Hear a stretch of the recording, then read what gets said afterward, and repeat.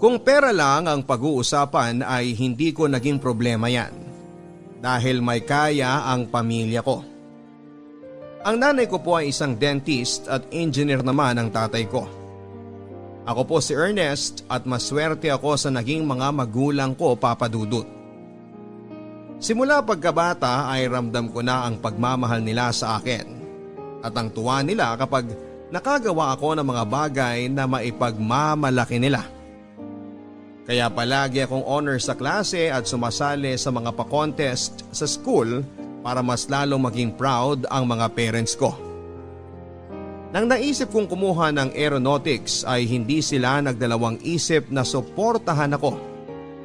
Naging idol ko po ang tito ko na isa ring pong piloto dahil nakakapunta siya sa iba't ibang bansa at malaki din ang sinasahod niya. Gusto kong magkaroon ng magandang bahay at maraming kotse kaya ang pagiging piloto ang naisip kong trabaho. Naramdaman ko na may takot si Nanay Rita dahil sa delikado ang pagiging piloto. Dahil marahil sa mga naririnig na balitang bumabagsak na eroplano, kaya siya takot sa kursong kinuha ko. Parati ko na lang nilalambing ang nanay at ina-assure ko siya na mag-iingat ako parati. Dahil na rin sa tulong ng tito ko na isa ng senior pilot, ay napabilis ang mga proseso ng pagpipiloto ko. Maraming pera ang nagastos para lamang makagraduate ako. Ang mahal ng kursong pinili ko. Pero alam ko nakikitain ko rin naman ang lahat ng yon at ibabalik ko sa mga magulang ko at sa tito ko ang mga nagastos nila sa akin. Nakita ko, Papa Dudut, na sobrang saya at proud ng parents ko nang makapagtapos ako sa aking pag-aaral. Mga ilang taon lang ay naging ganap na piloto ako sa isang commercial flight na lumilipad internationally. Nakakarating ako sa iba't ibang bansa, kumikita ng malaking pera kaya nakapagpagawa kaagad ako ng bahay at nakabili ng kotse. Kaya hindi ako nahirapan nang magdesisyon akong maghanap ng aking mapapangasawa dahil financially stable na ako. Hindi maghihirap ang magiging anak ko. Kung naging maginhawa ang buhay ko sa piling ng mga magulang ko, ay mas gusto kong ibigay ang ibang level ng kaginhawahan sa magiging anak ko. Pinakasalan ko, Papa Dudut, ang girlfriend ko na si Joanna noong 27 years old ako. Kababayan ko at magkakilala ang pamilya namin sa Marikina. Maganda siya at matalinong babae. Nakapagtapos siya ng kursong accountancy.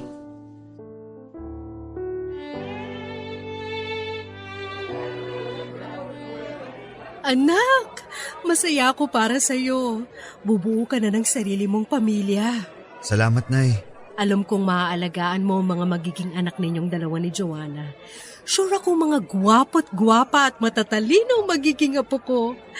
Ilan ba ang plano mo na maging apo ko, ha, anak? Kahit ilan, Nay. Nako, ha? Kahit ilan talaga? Kung ilan ang mabuo. Kaya ko naman buhayin. Pero hinay-hinay lang at alagaan mo ang sarili mo. Hindi ka na binata. Mahalin mo ang asawa mo at magiging mga anak. Mahal na mahal ko si Joanna, Nay. Kaya nga pinakasalan ko siya eh. I will love her forever. At magiging faithful ako sa kanya. Tama yan, tulad ng tatay mo. Mahal niya ako at kayo mga anak namin, kaya nga pinalaki namin kayo ng tama at sinusuportahan sa anumang gusto ninyo na makakabuti sa inyong buhay. Sana gabayan mo ng mabuti ang mga magiging apo ko. Gusto kong tumulad ang mga apo ko sa inyong mga anak ko na mababait at hindi ako binibigyan ng sakit ng ulo. Yes, Nay. I'll do that and you won't be disappointed. For sure, patuloy pa rin kayong magiging proud sa akin. That's my boy, my pilot. Ang saya ko nung graduate ka sa pagkapiloto mo. Parang kailan lang meron akong baby Ernest na karga-karga ko. Ikaw ang isa sa mga anak ko na hindi ako pinahirapan sa gabi. Ang pait-pait mo noon at syempre hanggang ngayon. Mabait po kasi ang mga magulang ko kaya naging mabait akong anak. Saan pa ba ako magmamana kundi sa inyo? Oh, ang sweet mo talaga. Congratulations again, anak. Salamat, Nay. Sige po, puntahan ko lang po muna si Joanna. Sasamahan ko siyang umikot sa mga bisita.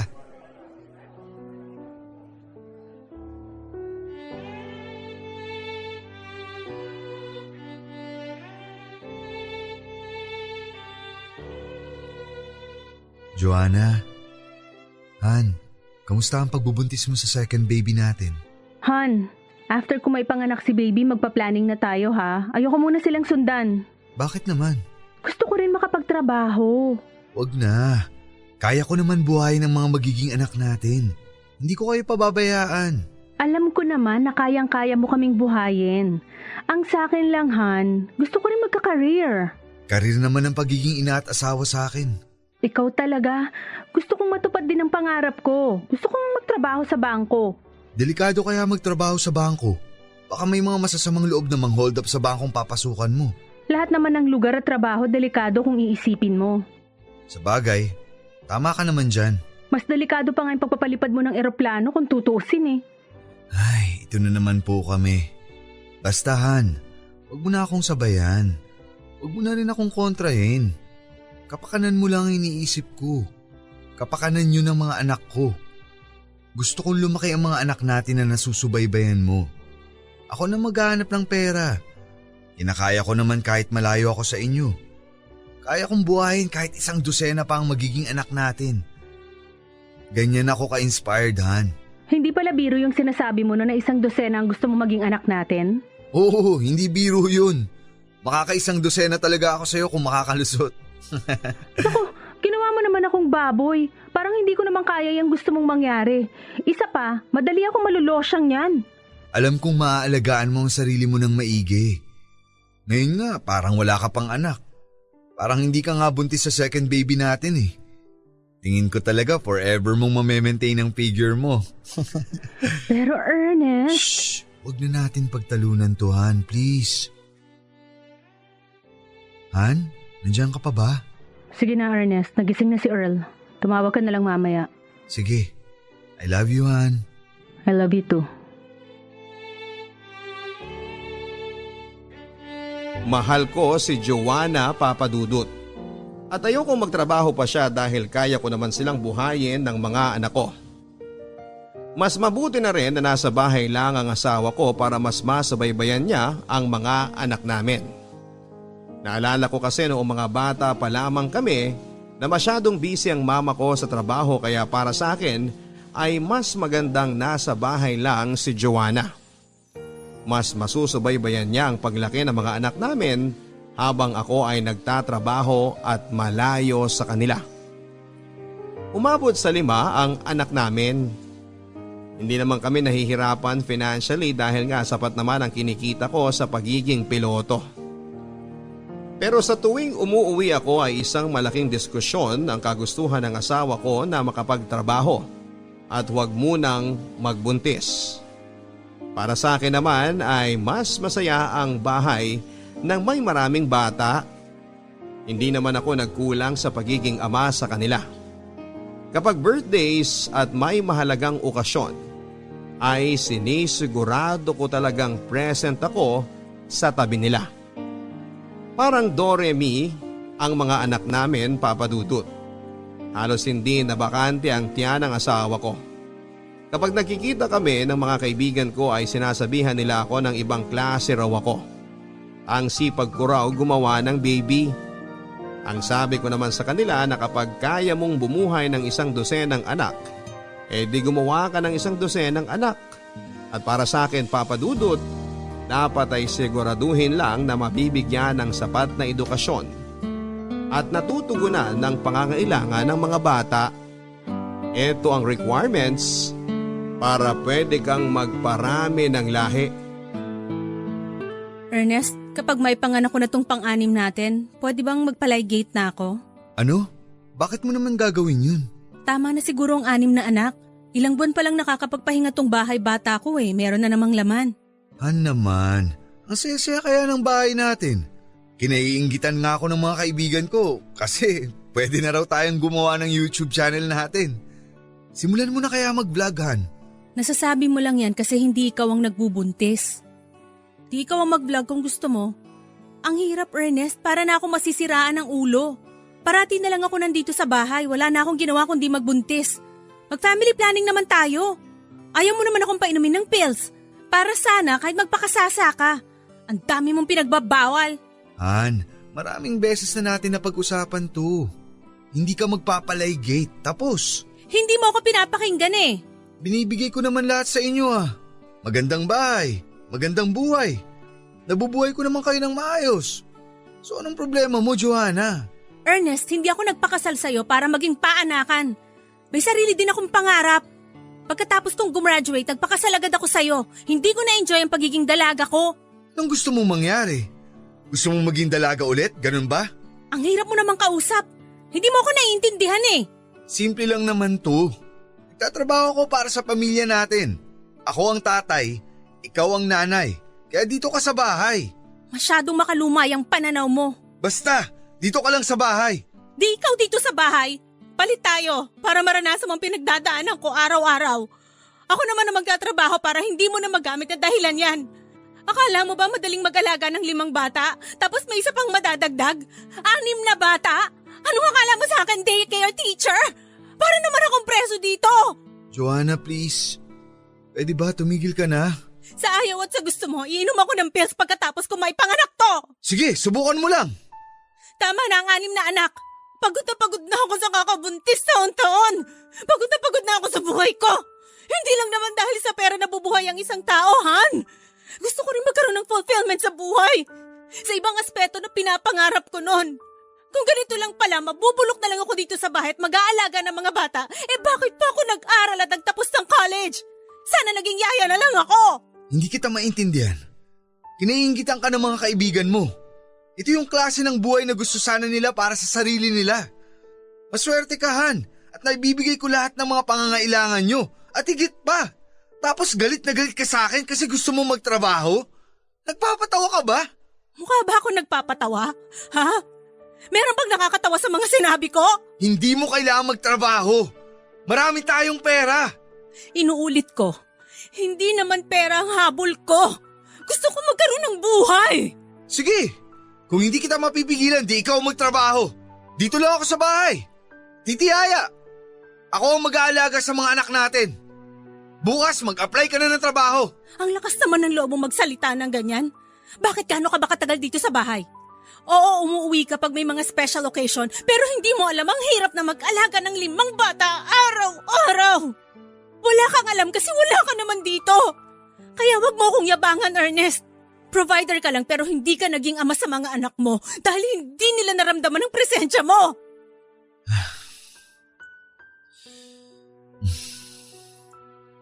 Han, I'm so sorry.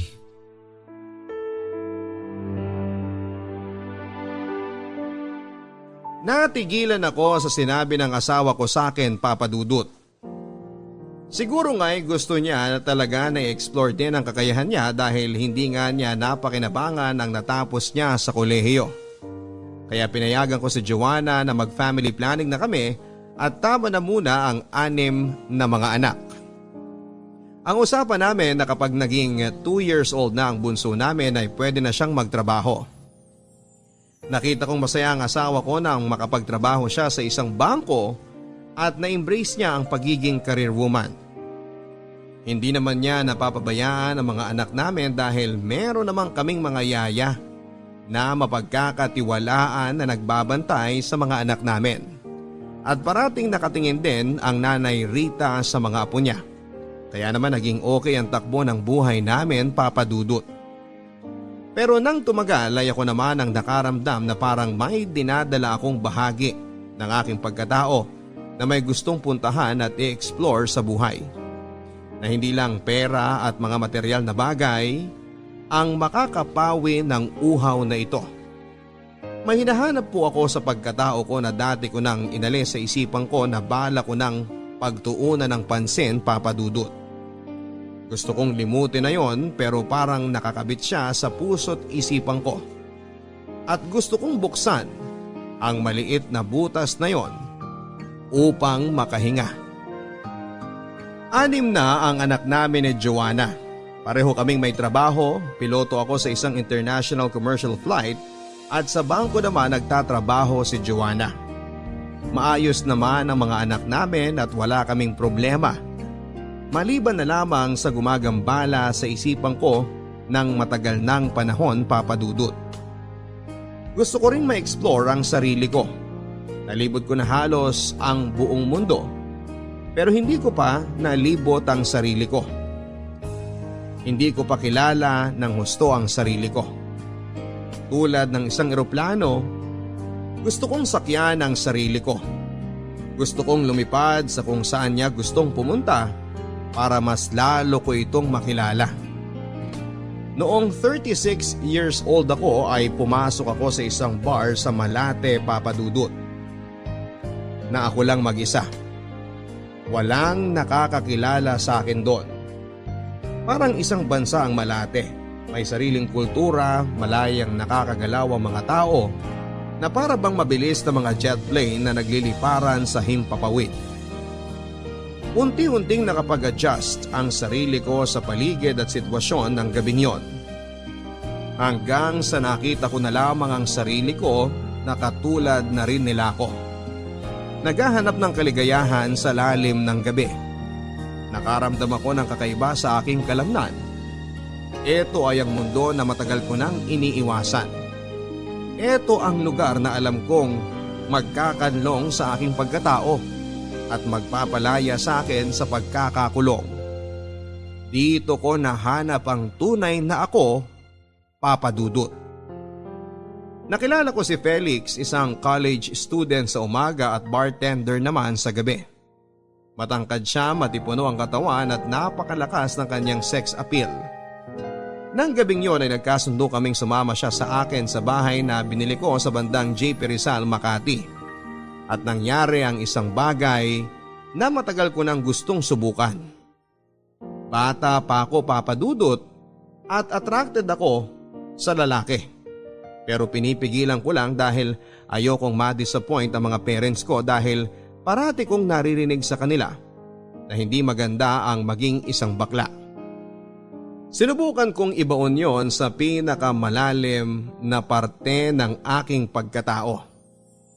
Hindi ko pa naman maituturing ang sarili ko na bakla dahil wala naman akong mga senyales ng pagiging bakla mula nang subukan kong talikuran ang bahaging ito ng aking pagkatao. Hilig ko lang ang tumingin sa mga lalaki pero hindi ko naman binibigyan yon ng kakaibang ibig sabihin. Akala ko ay normal lang yon na guy crush, Papa Dudut. All this time ay mali pala ako.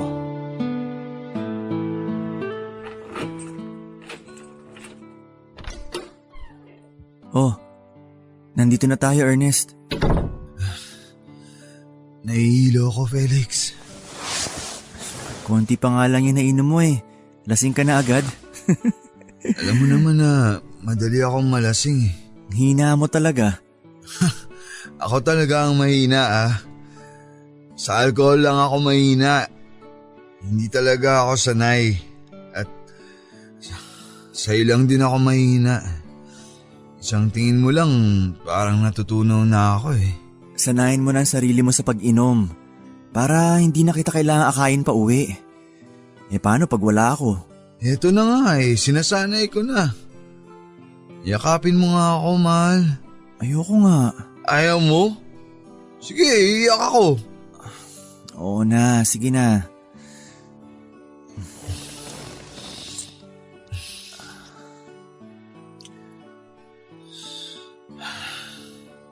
Huwag ka na kaya magtrabaho. Huwag ka nang pumasok dun sa bar. Kaya naman kitang buhayin. Dito ka na lang. Final na ba yan? Di na magbabago isip mo? Oo. Gusto ko dito ka lang. Hindi ba 2 taon na lang at tapos ka na sa pag-aaral mo? Oo. Konting tiis na lang at makukuha ko ng diploma ko. Basta, ako na lang ang pagsilbihan mo. Bibigay ko sa'yo lahat. Ang yaman talaga ng mahal ko. Hindi ba nakwento mo minsan na ayaw ng asawa mo na nasa bahay lang? Gusto niya, nagtatrabaho rin siya? Gusto niya na may sarili siyang career? Oo, matigas ang ulo eh. Yun ang gusto niya kaya pinayagan ko na lang. Iba ka rin kasi. Hindi mo man lang pinagpahinga. Naka-6 na sunod-sunod na anak ka. Daig mo pa yung rabbit sa hilig mo ah. Mukhang sa alcohol ka lang talaga mahina. Halikan mo ako, mahal. Please, mahal. Paligayahin mo ako.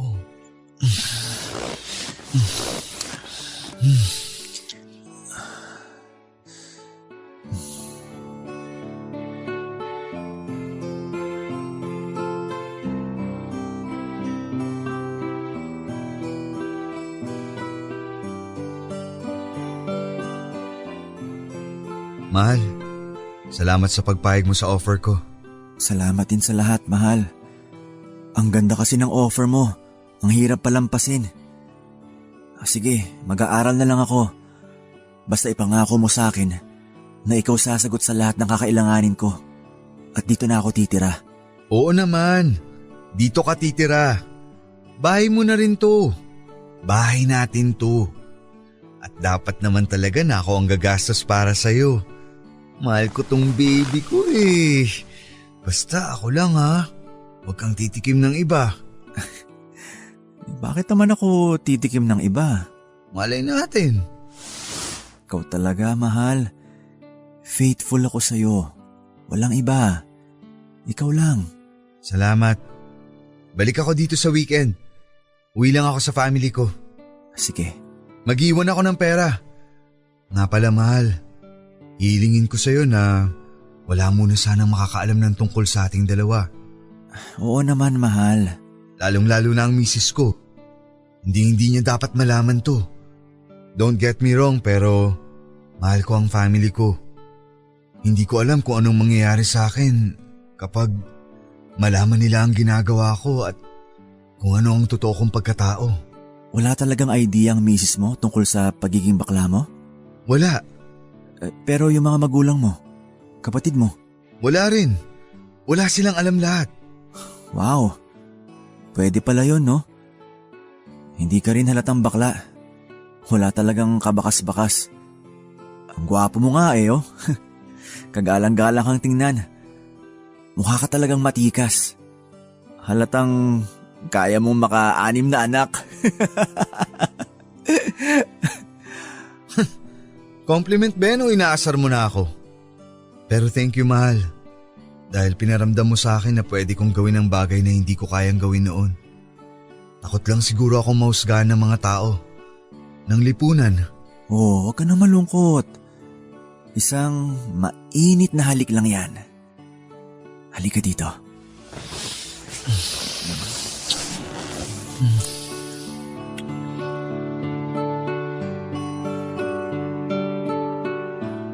Nag-iingat akong malaman ng mga kakilala ko ang tungkol sa pagiging bakla ko. Tinago ko ang lahat ng ito sa mga magulang ko, sa mga kapatid ko at lalong-lalo na sa aking asawa at mga anak. Sapat na ang mga nakaw at patago naming sandaling dalawa ni Felix. Lingid sa kaalaman ko'y may naaamoy na palang kakaiba sa akin ang nanay kong si Rita.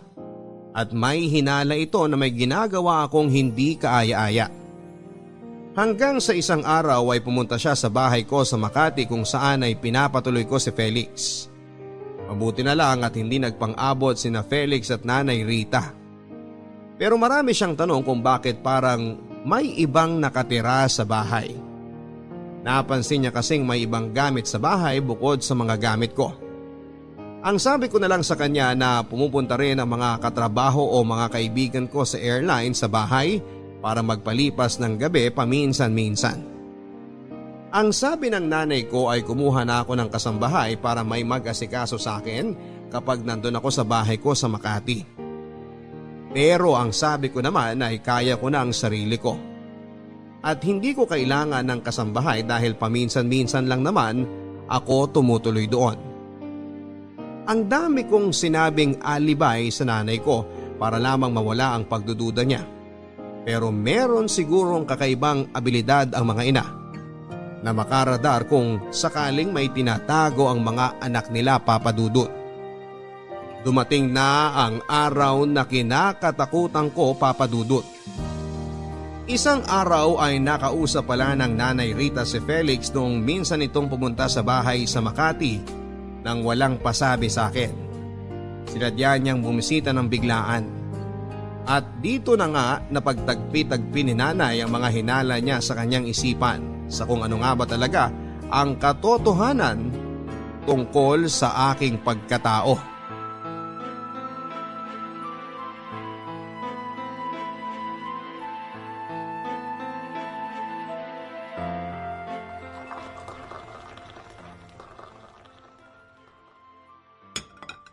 Kaano-ano mo yung Felix na yon?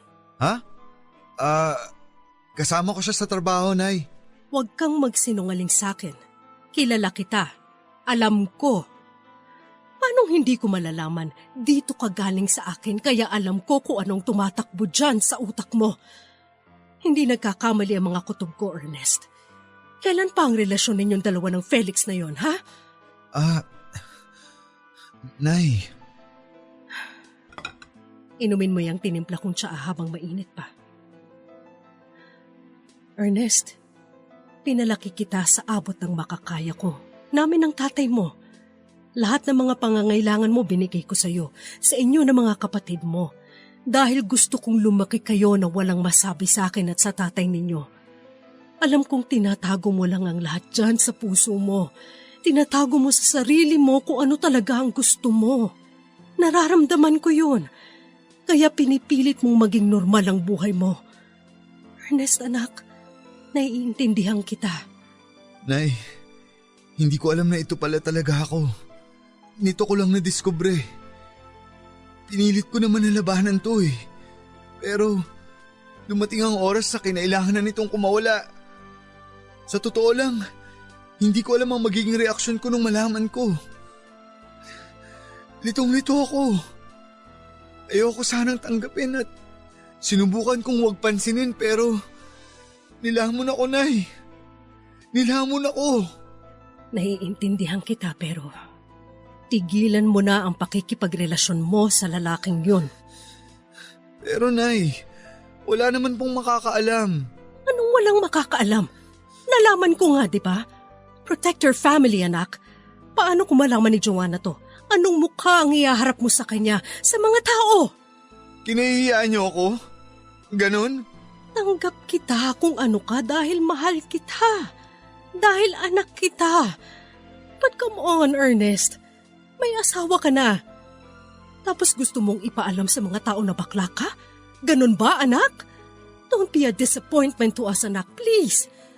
Kung gusto mo ng lalaki, wag dito sa Pilipinas. Wag ka dito magkalat. And also, always protect yourself. Naku anak, please tell me na you practice safe sex. Mahirap na magka-HIV. Huwag mong sirain ang buhay mo. Hindi naman porket bakla magkaka-HIV na, Nay. Huwag kayong mag-alala. Safe naman po kami lagi ni Felix. Nay, si Felix ang nagpalabas ng totoong ako. Siya lang ang lalaki sa buhay ko. Mahal ko siya, Nay. Kumising ka nga! Tingnan mo ang sarili mo sa salamin. Lalaking lalaki ka tapos mahal mo yung lalaking yon? O sige, sabihin na natin na mahal mo na nga. Wala na tayong magagawa, nandito na tayo eh. Ang tanong, mahal ka ba niya? Ano? Sagutin mo ko. Oo, naniniwala akong mahal niya ako. Tumigil ka, Ernest. Hindi ka mahal ng lalaking yon. Pera. Pera mo lang ang mahal niya, hindi ikaw. Hindi totoo yan, Nay. Anong hindi totoo? Sabihin mo sa akin, hindi mo ba siya binibigyan ng pera? Kung hindi mo siya binibigyan at nakikipagrelasyon pa rin siya sa'yo, ayun, baka nga mahal ka niya. Pero kung binibigyan mo siya ng pera na para kang sugar daddy o sugar mommy o whatever, hindi pagmamahal yun. Yan ang tingin ng lipunan eh. Para sabihin ko sa inyo, hindi yan ang nangyayari sa amin ni Felix. Nagmamahalan kami. Huwag mong paabutin na mawalan ng respeto sa iyo ang mga tao sa paligid mo, Ernest. Dapat ipagpatuloy mo ang pagpigil dyan sa kabaklaan mo. 6 na ang anak ninyo ni Joanna. Anong gusto mo? Malaman ng mga anak mo na bakla ang tatay nila? Ganun ba? Ang hirap, Nay. Hindi ganun kadali ang gusto niyong mangyari. Alam ko, pero kailangan mong isakripisyo yan kung ano man ang nararamdaman mo. Hindi lang ang sarili mo ngayon ang dapat mong alalahanin. Kailangan mong tignan at isaalang-alang ang pamilya mo. Kami, dahil mahal ka namin. Nag-aalala kami sa'yo. Ayaw namin na mapasama ka. Nay.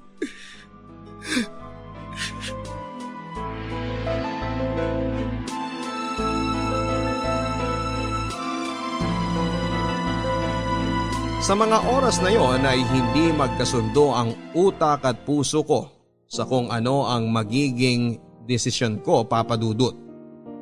Tama rin naman si nanay pero mahal ko po talaga si Felix at hindi ko kayang iwanan siya. Pero sa kabilang banda ay hindi ko rin po kayang iwanan si Joanna at hindi ko po kayang masira ang pamilya ko. At ayoko magmukhang katawa-tawa sa mga anak ko. Kung masisiguro ko lang na hindi pupunta si Joanna sa bahay ko sa Makati at magiging sobrang busy siya sa kanyang trabaho sa bangko ay hindi niya talaga malalaman ang tungkol sa aming dalawa ni Felix. Pero nanigurado na rin ako, Papa Dudut. Kumuha ako kaagad ng isang apartment para lang kay Felix. Para doon na kami magkikita kung gusto ko siyang makayakap at makatabi sa pagtulog. Hindi ko kayang isipin na sa isang iglap ay sasambulat ang lahat ng tungkol sa tinatago kong kabaklaan. Hindi ko kayang mawala si Joanna at mga anak namin. Hindi ko kayang mag-iba ang trato ng tatay ko, mga kapatid ko at mga kamag-anak namin sa akin. At ayaw ko naman na iwan ako ni Felix dahil iba ang naibibigay niyang kaligayahan sa akin. Binuo ni Felix ang pagkatao ko, Papa Dudut. Mahal ko ang pamilya ko, Papa Dudut. Alam kong hindi masisira kung ano man ang meron ako kung iwan ko si Felix. Pwede ko namang iwan na lang siya at talikuran. Pero it's easier said than done, Papa Dudut. Hindi ko talaga kaya na i-let go siya dahil may iba siyang naibibigay na kasiyahan at fulfillment sa pagkatao ko. Kaya naman ipinagpatuloy ko ang pakikipagrelasyon ko kay Felix at alam ni Nanay Rita ang lahat. Dahil sa mahal ako ng nanay ko ay isa na siya sa mga nagtatakip sa relasyon namin ni Felix. Dahil ayaw niyang masira ang pagkatao ko at kung ano ang naabot ko sa buhay. Pinaghirapan ko ang lahat ng tinatamasa kong ito, Papa Dudut, at ayaw niyang sa isang iglap ay mawawala ang lahat na parang bula. May mga pasundot-sundot pa ring salita si Nanay Rita sa akin at maging kay Felix para tumigil na kami sa aming relasyon na para sa kanya ay isang kahibangan. Ang sabi ko naman ay hindi bali ng nahihibang, basta makapiling ko lang si Felix. Iba talaga ang naging tama sa akin ni Felix, Papa Dudut. Nakapagtapos na ng college si Felix at gusto na niyang magtrabaho ng naaayon sa kanyang kurso. Ang sabi ko naman na huwag nang magtrabaho at ako na lang ang pagtuunan niya ng kanyang panahon. Umayag naman siya.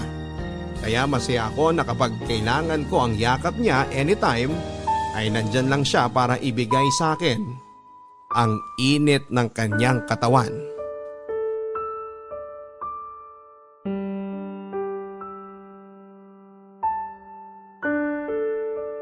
Tuloy ang bakasyon niyo ng family mo sa Hong Kong? Oo, matagal nang naplano to. Sa susunod, tayo naman. Aasahan ko yan. Oo naman. Kailan ba ako nagbitiw ng pangako na hindi ko tinupad? Sa bagay. Pero yung nanay mo kasi. Oh, bakit? Anong meron kay nanay? Pagsabihan mo naman yung nanay mo. Sumusobra na kasi eh. Nakakasawa na. Nakakarindi. Putak ng putak eh. Kung pagsalitaan ako, ganun-ganun na lang. Kapag hindi siya tumigil, talagang iiwan na kita. Pwede ba mahal, kumalma ka lang. Hayaan mo na si nanay. Matanda na yun kaya siya ganun. Huwag kang mag-alala, aayusin ko to. Akong bahala. Paano ako kakalma? Eh hindi mapigilan na bunganga ng nanay mo sa kakatalak. Pag hindi ako nakapagtimpi, bubusalan ko yun. Mahal, Yun naman ang wag mong gagawin. Nanay ko yun. Alam ko nasasaktan ka na sa mga sinasabi niya, pero konting pasensya pa please. Mahal. Paano ko kakalma? Nakakairita na siya eh. Kesyo, tamad daw ako. Ayoko raw magtrabaho kaya ako nakasiksik sa'yo. Yan ang parati niyang ibinabato sa akin. Alam ko namang hindi ka tamad. Alam nating dalawa na hindi ka nakikisiksik dito, di ba? At may isa pa akong alam. Alam ko rin na mahal mo ko. Dapat lang. Ikaw naman to may gustong hindi na ako magtrabaho ah. Sinunod lang kita. Ganyan kita kamahal, Ernest. Alam ko naman yun. Ayusin mo to ah. Binabalaan na kita. Baka bukas, tuluyan na ako hindi magpakita sa'yo sa visit ko sa nanay mo. Hindi ko na talaga siya matagalan. I'll fix this, okay? Hindi ko kayang mawala ka sa buhay ko. Pakis naman sa mahal ko. Mahal kita. Mahal din kita, Ernest.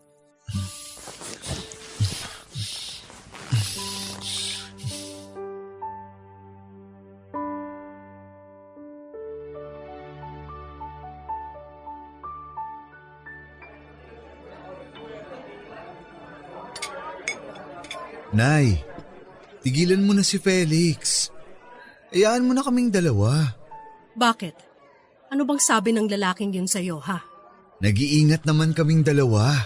Alam mo, Ernest, ikaw itong sisira sa sarili mo. Tanggap kita kung ano ka, pero Pero hindi pwedeng ganito, ganyan. Paano yun nasabing tanggap niyo ako kung ang dami niyong kondisyon? may asawa ka na. Kung siguro wala ka pang pamilya, pwede ka manlalaki ng manlalaki. Alam mo bang pinagtatakpan na kita sa asawa mo? Nagsisimula na siyang magtanong. Naghihinala na siya na baka meron kang ibang babae. Kung alam lang niya na lalaki at hindi babae, baka mabaliw ang asawa mo. Nay, huwag niyo namang gawing katatawanan to, please. Hindi madali itong pinagdaraanan ko. Nay, ayokong malaman ni Joanna ang tungkol dito. Alam mo, kung hindi mo titigilan tong relasyon mo sa Felix na yan, malalaman at malalaman talaga ng asawa mo. Darating ang panahon na hindi ko nakakayanin pang pagtakpan ka. Pagtataksil itong ginagawa mo at ang pinakamasama dito ay kinukonsinti ko ang pagtataksil mo, Ernest. Masusunog ang kaluluwa ko sa impyerno. Hindi ka ba natatakot sa pwedeng mangyari sa akin? Nay, alam ko pong nahihirapan na rin kayo na pagtakpan ako pero please lang po. Unting panahon pa. Tulungan niyo na muna ako habang nag-iisip ako ng maganda na pwede kong gawin. Lahat ng paraan ng pagtulong sa'yo ginawa ko na, Ernest. Sino bang ina ang gugustuhin ipahamak ang kanilang anak? Pero darating talaga ang panahon na liliyab itong apoy na to at masusunog ka sa ginagawa mong pagtataksil. Mali ito! Kailangang itama mo to at hindi pwedeng mali ang aayos sa isang pagkakamali. Ano ka pang bata ka?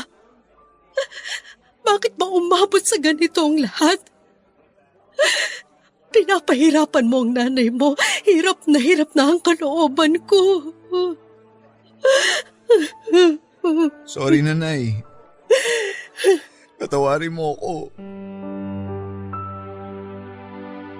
Nagpatuloy ang paglilihim ko kay Joanna Papadudut at patuloy din ang pagtatakip sa akin ng nanay Rita ko dahil buo ang desisyon kong hindi iwan si Felix.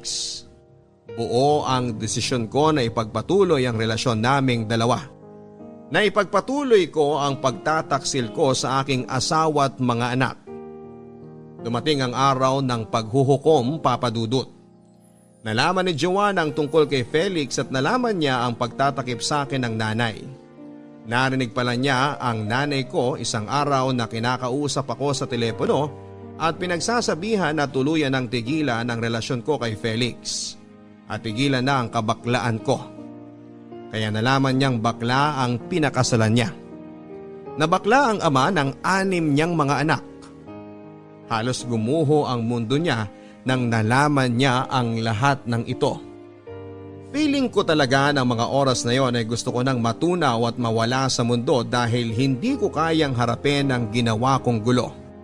Ang ginawa kong pagtataksil ay parang bulkang nag-aalboroto, pumutok at yumanig sa aming lahat.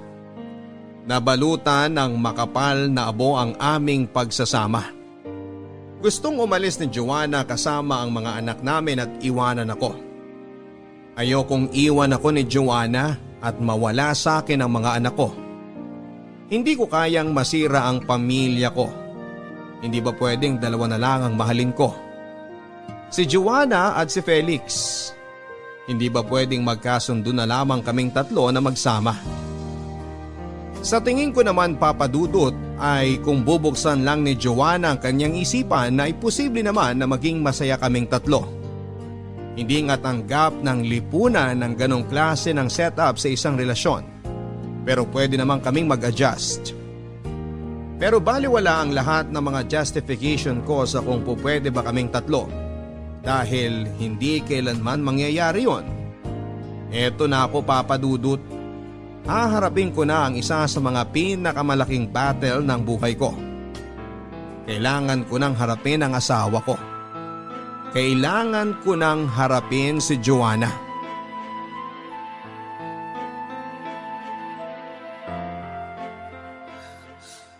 Han, please. Pinagmukha mo akong tanga! Pinagmukha niyo akong tanga! Mahal kita, maniwala ka. Naririnig mo ba ang mga pinagsasabi mo? Paano mo nasasabing mahal mo ko ginago mo nga ako? Han, mali ang iniisip mo. Hindi kita... Ituloy mo. Hindi ba ako ginago? Yun ba ang gusto mong sabihin? Ha? Ernest? Pinagmukha mo ako katawa-tawa. Inanakan mo ako ng 6 pero bakla ka pala? Ano bang iniisip mo tuwing nagsisex tayo? Ha? Ano? Basta Han, ang alam ko, mahal kita. Nakakagago yung pagmamahal na yan. May mahal ba pinagtataksilan? Sumagot ka! Sagot! Mahal kita. Ano pang kasinungalingan ang gusto mong sabihin, ha? Ano pa? Sino-sino pang lalaki ang pinatulan mo? Sino? Wala. Si Felix lang ang lalaki ko. Mahal ko kayong dalawa. Hindi ako nagpakasal sa'yo para maging isang payaso. Hindi ito nakakatawa, Ernest. Bakla ang pinakasalan ko. Bakla ang ama ng mga anak ko. Ano ba parusa to? Ano ba naging kasalanan ko at kailangan sa akin mangyari to? Bakla man ako, pero mahal ko kayo ng mga anak ko. May nagmahal bang nagtaksil? Ha?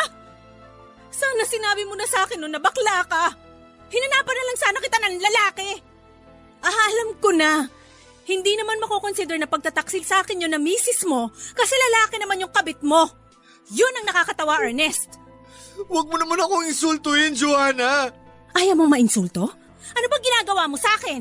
Hindi mo pang iinsulto tong ginagawa mo sa akin? Nagkagaguhan lang tayo, Ernest. Gusto ko maghiwalay na tayo. Han, please don't do this. Huwag mo akong iwan. Sumama ka doon sa lalaki mo. Kayong dalawa ang magsama. Hindi ko matatanggap na bakla ang napangasawa ko. Nakakadiri ka! Nakakadiri ka, Ernest! Hindi mo ba nakikita kung gaano ka nakakadiri? Ha? Patawarin mo na ako, Han. Sa tagal ng pagsasama natin, ngayon lang naman ako nagkamali. Ngayon lang kita nasaktan. Anong gusto mong gawin ko? Magsaya ko dahil ngayon ka lang nagkamali? Na mag-celebrate ako kasi ngayon ka lang sumablay? Ganon ba? Han, patawarin mo na ako, please. Bitiwan mo ako! Bitiwan mo ako! Wala na tayo! Tama na! Pwede bang gawin mo na lahat ng gusto mong gawin? Magpakabakla ka? Wala na akong pakialam! Hihiwalayan na kita! Joanna!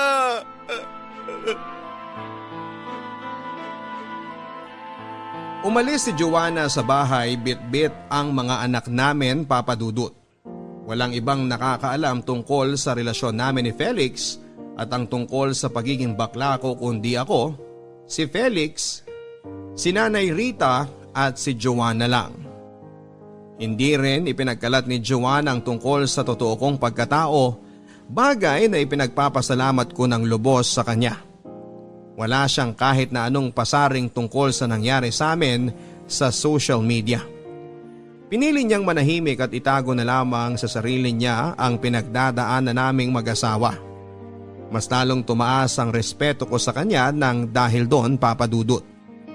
Kahit sanay akong malayo sa kanila dahil sa pagiging piloto ko, ay kakaiba ang unang gabi na wala sa bahay ang mag-iina ko.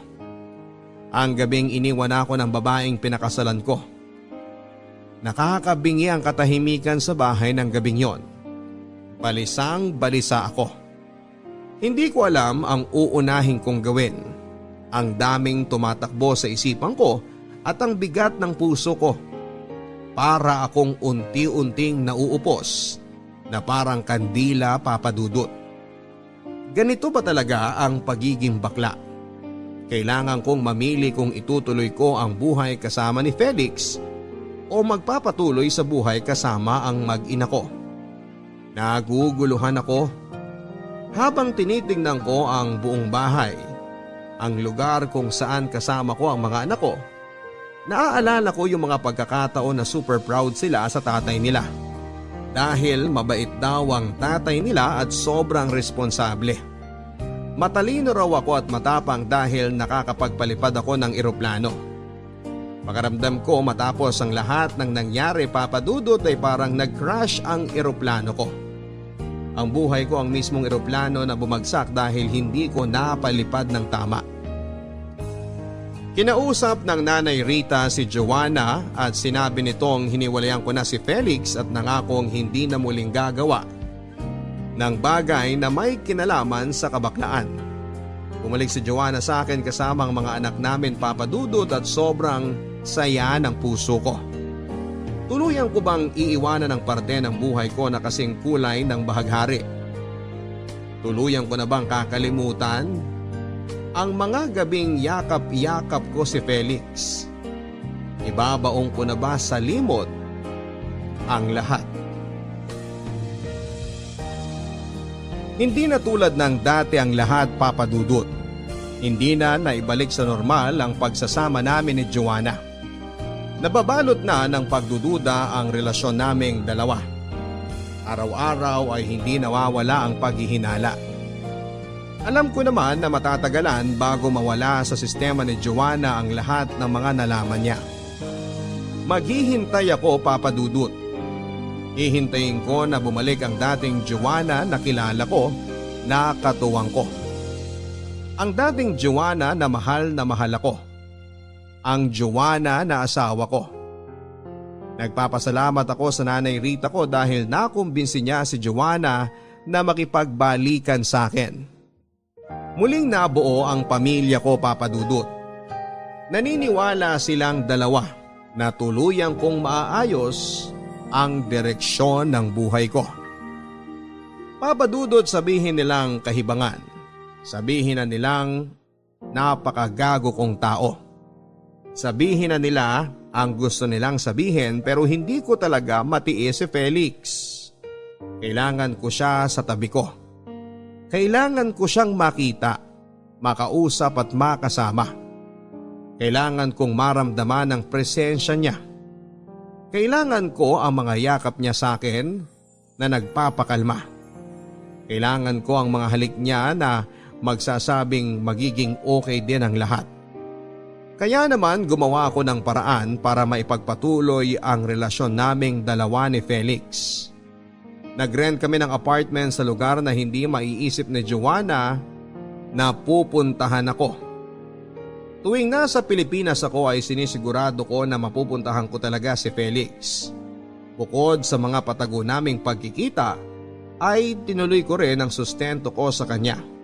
Sa kabila ng lahat ng pag-iingat at pagsisinungaling, ay malalaman pa rin pala ni Joanna na itinuloy ko ang namamagitan sa amin ni Felix.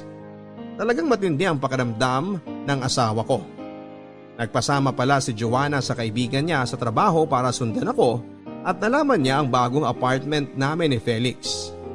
Ibang sasakyan ang ginamit ni Joanna kaya hindi ko napansin. Sasakyan pala ito ng katrabaho niya. Yun ang ginamit nila para sundan ako. Nagawa ni Joanna na manmanan ako sa mga kilos ko dahil nawawala na siya ng tiwala sa akin. Sobrang tindi ng galit sa akin ni Joanna. Hindi na niya napigil ang sarili niya dahil mas lalo ko raw siyang pinagmukhang tanga. Matapos daw niya akong balikan at matapos niya raw paniwalain ang sarili niya na totoong nagbago na ako ay sumigi pa rin ako sa pagtataksil sa kanya. Hindi ko na alam kung ano ang sasabihin ko sa asawa ko para mabigyan siya ng assurance na hindi na ako manlalalaki pang muli.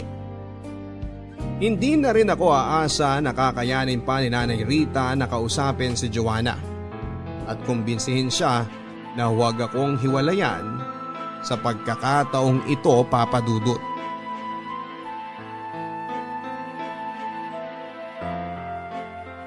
Please naman, makinig ka sa akin, Han. Kitang-kita ko ang lahat. Kitang-kita ng mga mata ko ang lahat, Ernest. Anong tawag mo sa kanya? Ayoko magwala dito. Alam kong bakla ang asawa ko at hindi niya kayang pigilan ang pangangati niya. Ilang beses mo bang kinakamot ang katinitong si Ernest, Felix? Magkano bang binibigay niya tuwing kinakamot mo siya, ha?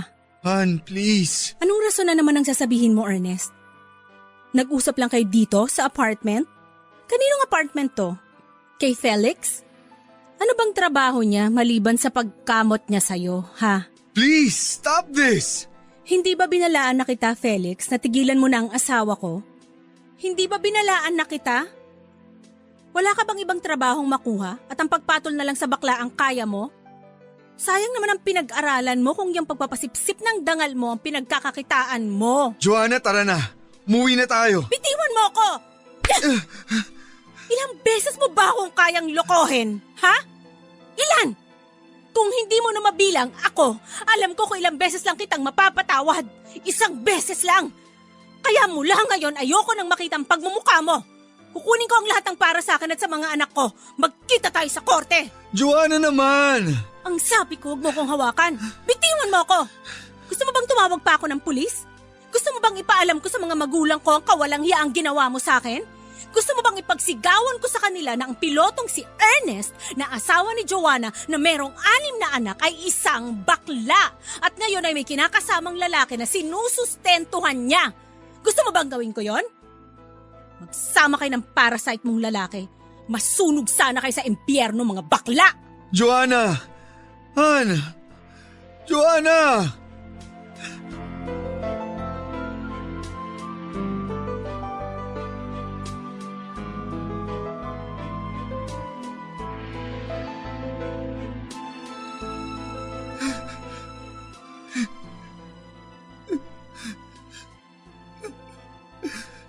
Nay! Ano bang iniiyak mo dyan? Tumigil ka nga. Eto, uminom ka ng tsaa. Itigil mo na yung pag-iyak mo. Kausapin mo si Joanna, Nay. Please. Sinabi ko na sa'yo na walang kahihinat na maganda yung pagkabakla mong yan. Okay naman na maging bakla ka pero iba kasing sitwasyon mo. Mali ang ginawa mo, anak. Maling-mali. Sana iningatan mo yung pagkakataon na ibinigay sa'yo ni Joanna. Ngayong pinili mong pagkabakla mo, edi heto na tayo. Nandito na tayo ngayon sa puntong to. Alam mo bang pinag-uusapan na tayo ng mga kamag-anak natin? Kung ako ang tatanungin mo, sasabihin ko sa'yo ang totoo. Nahihiya ako. Hiyang-hiya. Dahil hindi maganda ang ginawa mong pagtataksil sa asawa at mga anak mo. Hindi maganda ang ginawa mong panloloko kay Joanna. Anak, hindi ko ikinahihiya ang pagiging bakla mo. Tanggap ko yun. Marami akong kilalang bakla at malapit ako sa kanila. Pero nabubuhay sila na walang sino mang niloloko. Hindi sila naglihim. Naging totoo sila sa sarili nila at sa mga tao sa paligid nila. Wala silang inagrabyado. Sana noon pa sinabi mo na sa akin ang lahat. Nay. Nandito na tayo sa sitwasyong ayaw sana nating mangyari.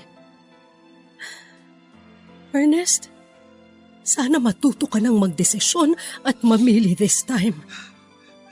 Nay. Tulungan mo ako, Nay. Please. Ayusin mo naman to.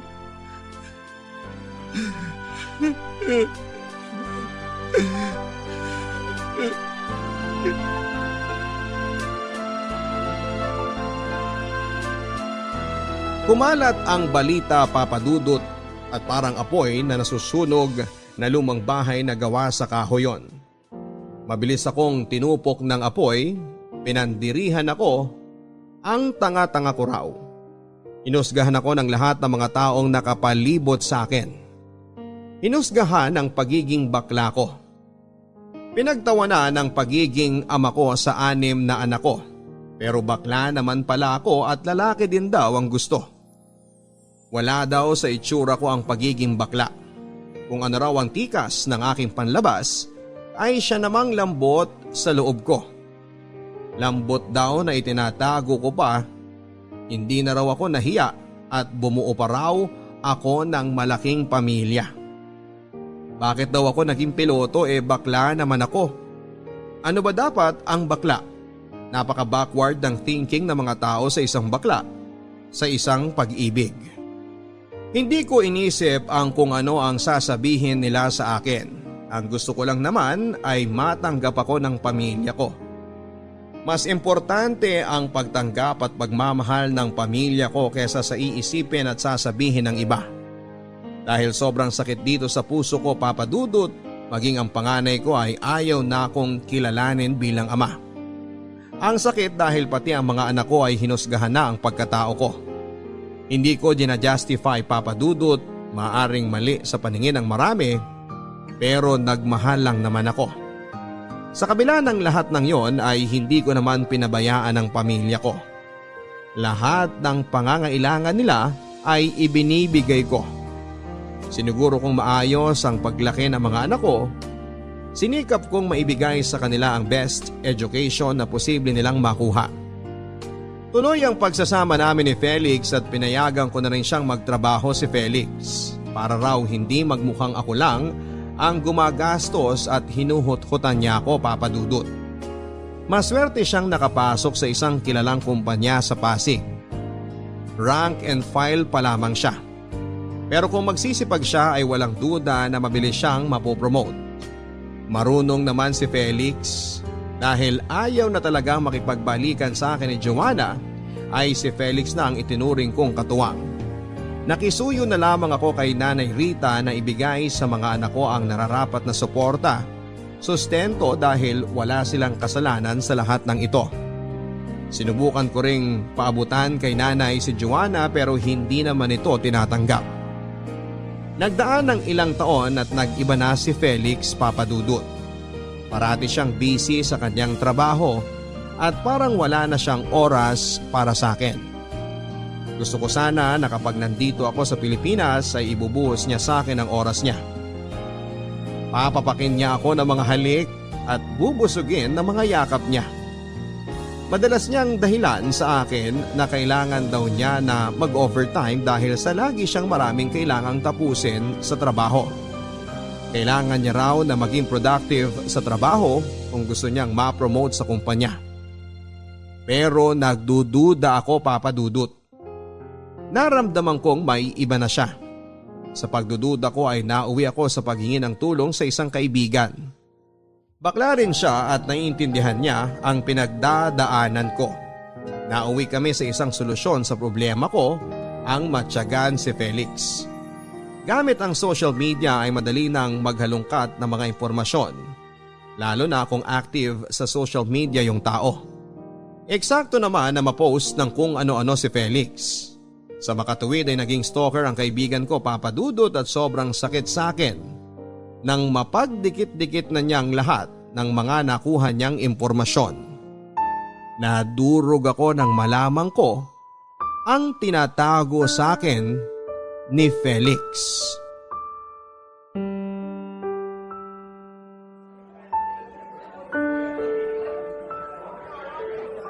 Hi Felix.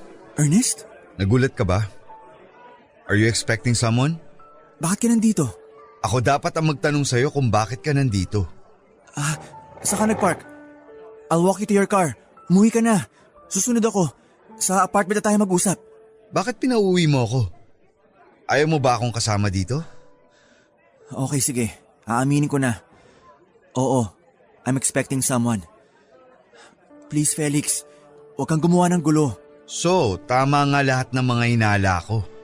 Mahal ko siya. Hindi ko akalaing aabot ako sa punto na kakailanganin ko ng babae sa buhay ko, Ernest. Don't get me wrong, mahal din kita pero… Pero ano? Pero wala kasi ako ng kung anumang naibibigay niya sa'yo pag bumubuka ka siya, ganun ba? Hindi, Felix. Hindi mo ako mahal. Ano pa bang gusto mo? Ang dami kong ginawang sakripisyo para sa relasyong to! Para sa'yo! Sino yung tinatawagan mo? Han, nandito siya. Huwag ka munang tumuloy dito. So ano to? Alam niya na nag-exist ako? Tuloy ang sustento ko sa'yo tapos may girlfriend ka? Pineperahan mo nga lang ako. Bakit ko nasabi? Kasi alam kong matagal ka nang natanggal sa trabaho. Ernest. Huwag kang mag-alala. Tanggap ko ang lahat ng pagtataksil mo. Minsan na ako nagtaksil. Siguro ito ang karma ko sa ginawa kong pagtataksil sa asawa ko. Taksil din ang ipinagpalit ko sa asawa ko. Pero minahal kita. Hindi ko lang kaya magsama tayo na tayo lang. Lalaki ako. Maghahanap at maghahanap ako ng babae. Gusto ko rin bumuo ng sariling pamilya. Patawad, Ernest. Pumayag naman ang girlfriend ko sa magiging setup natin kung sakali eh. Ano? Pumayag siya dahil pareho kayong walang trabaho at ako ang source of income nyo? Ganun ba? Oo, ganun nga. Kung tutuusin, pinagtrabahuan ko naman na nakuha kong pera sa'yo ah. Ginagamit mo ang katawan ko. Bayad ako sa kung ano mang ibinigay mo sa akin. Gago ka! Ang kapal na mukha mo! Gago! Mas gago ka!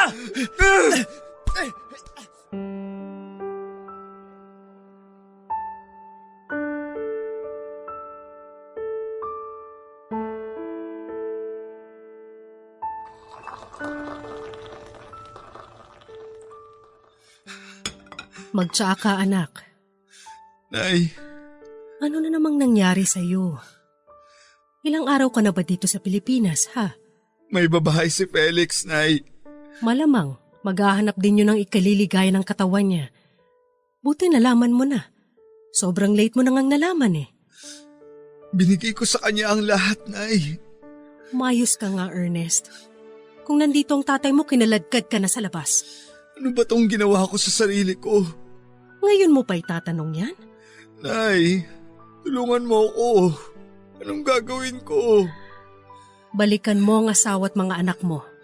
Tama na yung lalaki-lalaki mo. Tama na yung mga walang katuturang kabaklaan mo na yan. Maging tao ka. Maging asawa ka kay Joanna. Maging ama ka sa mga anak mo. Alam ko, may ilalambot pa rin sa puso ni Joanna. Isalba mo ang pamilya mo. Isalba mo ang pagkatao mo.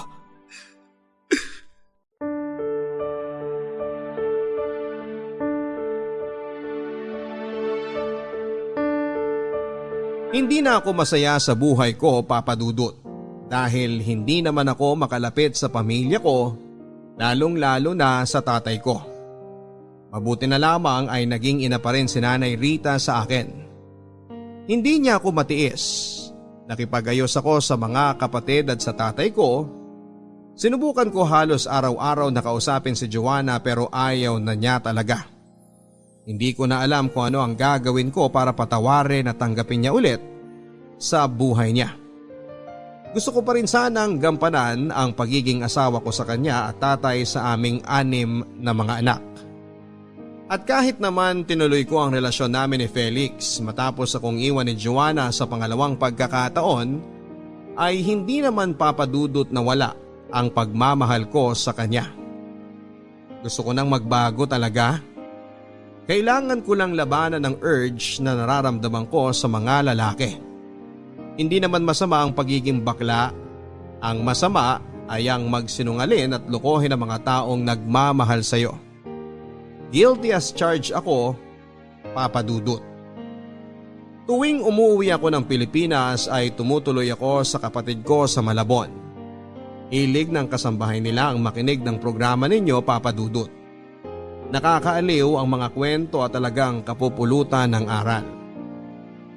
Kaya naman sumulat na ako sa inyo at nagbabaka sakali na ibahagi sa ating mga tagapakinig ang kwento ng buhay ko pag-ibig at pag-asa. Alam ko na mas marami ang mga listeners natin ang mas may mabigat na pinagdaraanan. Pero sana kahit papaano ay nakapaghatid ng konting kalinawagan itong kwento ko.